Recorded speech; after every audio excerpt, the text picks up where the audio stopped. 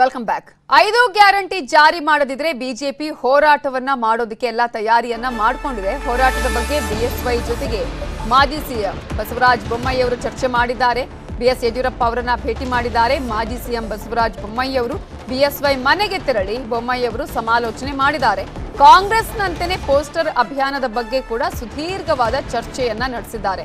ಕಾಂಗ್ರೆಸ್ ಮಾಡಿದ್ದ pay CM ತರಾನೇ BJP ಕೂಡ ಈಗ ಪೋಸ್ಟರ್ ಅಭಿಯಾನವನ್ನ ಮಾಡೋದಕ್ಕೆ ತಯಾರಿಯನ್ನ ಮಾಡಿಕೊಂಡಿದ್ದು, ಆ ಒಂದು ಹಿನ್ನೆಲೆಯಲ್ಲಿ ಸುದೀರ್ಘವಾದ ಚರ್ಚೆಯನ್ನ ಮಾಡಿದ್ದಾರೆ. ಬಿಎಸ್ವೈ ಅವರ ಮನೆಗೆ ತೆರಳಿ ಬೊಮ್ಮಾಯಿ ಸಮಾಲೋಚನೆ ನಡೆಸಿದ್ದಾರೆ.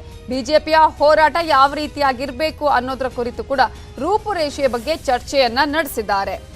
ಇದರ ಬಗ್ಗೆ ಇನ್ನಷ್ಟು ಡೀಟೇಲ್ಸ್ ಕೊಡೋದಕ್ಕೆ ನಮ್ಮ ರಿಪೋರ್ಟರ್ ಕೃಷ್ಣ ನೇರ ಸಂಪರ್ಕದಲ್ಲಿ ಜಾಯ್ನ್ ಆಗಿದ್ದಾರೆ. ಕೃಷ್ಣ, ಈಗ ಇನ್ನೂ ಕೂಡ ಗ್ಯಾರಂಟಿ ಜಾರಿ ಆಗಿಲ್ಲ, ಗ್ಯಾರಂಟಿಯಲ್ಲಿ ಏನೆಲ್ಲ ಕಂಡೀಷನ್ಸ್ ಇರುತ್ತೆ ಅನ್ನೋದು ಕೂಡ ಗೊತ್ತಿಲ್ಲ. ಬಟ್ ಬಿಜೆಪಿ ಇದನ್ನೇ ಅಸ್ತ್ರವನ್ನಾಗಿ ಮಾಡ್ಕೊಳ್ಳೋದ್ರ ಹಿನ್ನೆಲೆಯಲ್ಲಿ ಯಾವೆಲ್ಲ ರೂಪುರೇಷೆಗಳನ್ನ ಮಾಡ್ಕೊಳ್ತಾ ಇದೆ ಹೋರಾಟದ ಬಗ್ಗೆ?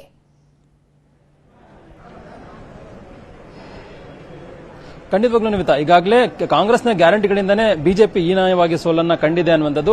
ಹಾಗಾಗಿನೇ ಗ್ಯಾರಂಟಿಗಳನ್ನೇ ಪ್ರಮುಖವಾಗಿ ಅಸ್ತ್ರವನ್ನ ಮಾಡ್ಕೋದ್ರ ಮುಖಾಂತರವಾಗಿ ಕಾಂಗ್ರೆಸ್ಗೆ ಬಿಸಿ ಮುಟ್ಟಿಸುವಂತ ನಿಟ್ಟಿನಲ್ಲಿ ಬಿಜೆಪಿ ನಾಯಕರು ಪ್ಲಾನ್ ಅನ್ನು ಮಾಡಿದ್ದಾರೆ. ಈಗಾಗಲೇ ಬಿಜೆಪಿ ರಾಜ್ಯಾಧ್ಯಕ್ಷ ನಳಿನ್ ಕುಮಾರ್ ಕಟೀಲ್ ಅವರು ಎಲ್ಲಾ ಜಿಲ್ಲಾಧ್ಯಕ್ಷರುಗಳು ಕೂಡ ಒಂದು ರೀತಿ ಕರೆಯನ್ನ ಕೊಡೋದ್ರ ಮುಖಾಂತರವಾಗಿ ಪ್ರತಿಭಟನೆಗೆ ಸಜ್ಜಾಗಿ ಅನ್ನೋ ಸೂಚನೆಯನ್ನು ಕೊಟ್ಟಿದ್ದಾರೆ. ಅದ್ರ ಜೊತೆಗೆ ಈಗ ಮುಖ್ಯಮಂತ್ರಿಗಳು ಅಂದ್ರೆ ಮಾಜಿ ಮುಖ್ಯಮಂತ್ರಿಗಳಾಗಿರ್ತಕ್ಕಂಥ ಬಸವರಾಜ ಬೊಮ್ಮಾಯಿ ಅವರು ಇದೀಗ ಮಾಜಿ ಮುಖ್ಯಮಂತ್ರಿ ಬಿಎಸ್ ಯಡಿಯೂರಪ್ಪನವರನ್ನ ಭೇಟಿಯನ್ನ ಮಾಡೋದ್ರ ಮುಖಾಂತರವಾಗಿ ಚರ್ಚೆ ಕೂಡ ಮಾಡಿದ್ದಾರೆ. ಚುನಾವಣೆಯಲ್ಲಿ ಸೋಲಿನ ಬಳಿಕವಾಗಿ ಮೊದಲ ಬಾರಿಗೆ ಯಡಿಯೂರಪ್ಪನವರನ್ನ ಬಸವರಾಜ ಬೊಮ್ಮಾಯಿ ಅವರು ಭೇಟಿಯನ್ನ ಮಾಡಿ ಮಾತುಕತೆ ನಡೆಸಿದ್ದಾರೆ. ಈಗಾಗಲೇ ಕಾಂಗ್ರೆಸ್ ಗ್ಯಾರಂಟಿಗಳ ವಿಚಾರವಾಗಿ ಕೂಡ ಸಾಕಷ್ಟು ಚರ್ಚೆ ಕೂಡ ಮಾಡಿದರೆ ಯಾವ ರೀತಿಯಾಗಿ ಮುಂದಿನ ಹೋರಾಟವನ್ನ ಇರಬೇಕು ಮತ್ತೆ ಪಕ್ಷದ ನಡೆ ಯಾವ ರೀತಿ ಇರಬೇಕು ಅನ್ನೋದ್ರ ಬಗ್ಗೆ ಕೂಡ ಸಮಗ್ರವಾಗಿ ಯಡಿಯೂರಪ್ಪನವರ ಜೊತೆಗೆ ಬೊಮ್ಮಾಯಿ ಕೂಡ ಚರ್ಚೆಯನ್ನು ಕೂಡ ಮಾಡಿದ್ದಾರೆ. ಈಗಾಗಲೇ ಕಾಂಗ್ರೆಸ್ ಗ್ಯಾರಂಟಿಗಳಿಗೆ ಸಂಬಂಧಪಟ್ಟಂತೆ ಕಂಡೀಷನ್ ಆಧಾರದ ಮೇಲೆ ಕಾಂಗ್ರೆಸ್ ಗ್ಯಾರಂಟಿಗಳಿಗೆ ಅನುಷ್ಠಾನ ಮಾಡುವಂತ ನಿಟ್ಟಿನಲ್ಲಿ ಕೂಡ ಮುಖ್ಯಮಂತ್ರಿಗಳು ತೀರ್ಮಾನ ಮಾಡ್ತಾರೆ ಅನ್ನೋದ್ರ ಬಗ್ಗೆ ಕೂಡ ಸಾಕಷ್ಟು ಚರ್ಚೆ ಆಗ್ತಾ ಇದೆ.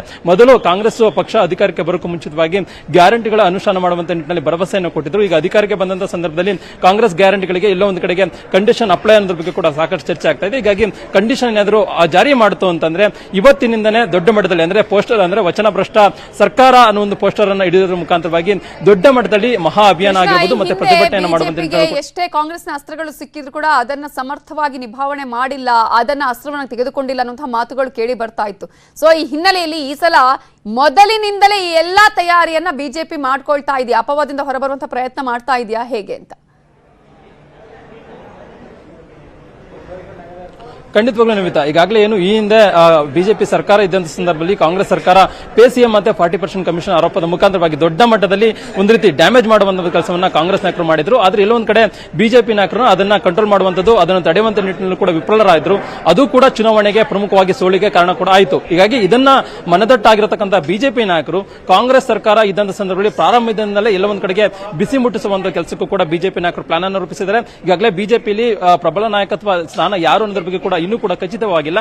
ಆದರೆ ಆರಂಭದ ದಿನಗಳಿಂದಲೂ ಕೂಡ ಪ್ರತಿಭಟನೆಯನ್ನು ಮಾಡಿದ್ರೆ, ಹೋರಾಟವನ್ನು ಮಾಡಿದ್ರೆ ಎಲ್ಲ ಒಂದು ಕಡೆ ಬರುವಂತಹ ಲೋಕಸಭಾ ಚುನಾವಣೆಗೂ ಕೂಡ ಇದು ಅನುಕೂಲ ಆಗುತ್ತೆ. ಮತ್ತೆ ಬಿಜೆಪಿಗೆ ಕೂಡ ಒಂದು ರೀತಿ ಪ್ರಬಲವಾಗಿ ವಿರೋಧ ಪಕ್ಷವಾಗಿ ಹೊರಹೊಮ್ಮುತ್ತೆ ಅನ್ನೋ ಒಂದು ಕಾರಣಕ್ಕೋಸ್ಕರವಾಗಿ ಬಿಜೆಪಿಯಲ್ಲಿ ನಾಯಕತ್ವ ಇಲ್ಲದೇ ಇದ್ರೂ ಕೂಡ ಒಂದು ರೀತಿ ದೊಡ್ಡ ಮಟ್ಟದಲ್ಲಿ ಹೋರಾಟವನ್ನು ಮಾಡುವಂತ ನಿಟ್ಟಿನಲ್ಲಿ ಪ್ರಾರಂಭದಲ್ಲೇ ತಂತ್ರಗಾರಿಕೆಯನ್ನು ಮಾಡಿದರೆ ಅದರ ಮುಂದುವರೆದ ಭಾಗವಾಗಿಯೇ ಈಗಾಗಲೇ ಮಾಜಿ ಮುಖ್ಯಮಂತ್ರಿ ಬಸವರಾಜ ಬೊಮ್ಮಾಯಿ ಅವರು ಒಂದಷ್ಟು ವಿಚಾರಗಳ ಬಗ್ಗೆ ಸರ್ಕಾರದ ಗಮನ ಸೆಳೆಯುವಂತ ಒಂದು ಕೆಲಸವನ್ನು ಕೂಡ ಮಾಡಿದರೆ ಈಗಷ್ಟೇ ಯಡಿಯೂರಪ್ಪನವರ ಭೇಟಿಯನ್ನು ಮಾಡೋದ್ರ ಮುಖಾಂತರವಾಗಿ ಕಾಂಗ್ರೆಸ್ನ ನಡೆಯಲ್ಲಿ ಯಾವ ರೀತಿಯಾಗಿ ತಮ್ಮ ನಿಲುವಿರಬೇಕು ಅನ್ನೋದ್ರ ಬಗ್ಗೆ ಕೂಡ ಚರ್ಚೆ ಕೂಡ ಮಾಡಿದ್ದಾರೆ. ಹೀಗಾಗಿ ಪ್ರಾರಂಭದ ದಿನಗಳಿಂದನೇ ಒಂದು ರೀತಿ ಕಾಂಗ್ರೆಸ್ಗೆ ಡ್ಯಾಮೇಜ್ ಮಾಡುವಂತ ನಿಟ್ಟಿನಲ್ಲೂ ಕೂಡ ಬಿಜೆಪಿ ನಾಯಕರು ಸಜ್ಜಾಗಿರುವಂತದ್ದು. Navita, okay, thank you Krishna ಡೀಟೇಲ್ಸ್ಗೆ.